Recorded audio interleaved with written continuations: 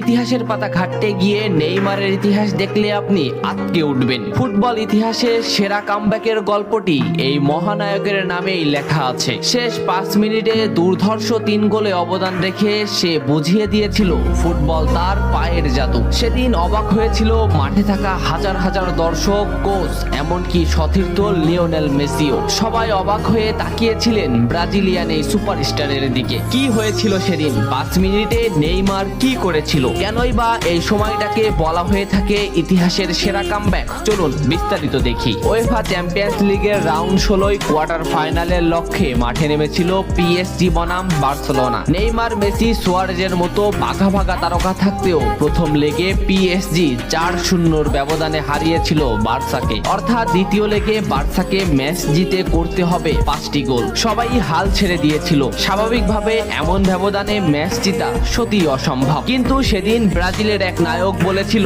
এটা সম্ভব, আমরা এটা করে দেখাবো। যেভাবেই হোক না কেন আমরা দলকে ম্যাচ জেতাতে চাই। 2017 সালের 8 মার্চ অনুষ্ঠিত হয় এই ম্যাচের দ্বিতীয় লেগ। ম্যাচের শুরু থেকেই ক্ষিপ্ততা আর দক্ষতা দেখাতে শুরু করেন নেইমার। এই ম্যাচে যেন আবির্ভাব হয় কোনো এক নতুন নেইমারের। এই নেইমারকে তো কেউ চেনে না। ম্যাচের 3 মিনিটেই লুইস সুয়ারেজ পেয়ে যায় প্রথম গোলের দেখা। এরপর নেইমারের ক্ষিপ্ততায় একের পর এক আক্রমণ সাজাতে থাকে বার্সা। এদিন যেন নেইমারকে কোনোভাবেই আটকাতে পারছিল না পিএসজি। নেইমারকে আটকাতে একের পর এক ফাউলই বেছে নিয়েছিল তারা। ম্যাচের 40 মিনিটে লেভিনের আত্মঘাতিক গোলে বার্সা পায় দ্বিতীয় গোলের দেখা। ম্যাচের 50 মিনিটে ক্ষিপ্ত থাকা নেইমারকে ডি বক্সের ভিতর ফাউল করে ফেলে দেওয়া হয়। এতে বার্সা পেয়ে যায় পেনাল্টি। পেনাল্টিতে গোল করে দলকে এগিয়ে নেন লিওনেল মেসি। তবে যেমনটা ভাবছিলেন এই ম্যাচের গল্প ফুটবল বিধাতা তেমন ভাবে লেখেননি। 62 মিনিটে বার্সার কফিনে শেষ প্যারাটা পুড়ে দেন এডিনসন কাভানি। এতেই স্তব্ধ হয়ে যায় ক্যাম্প নু।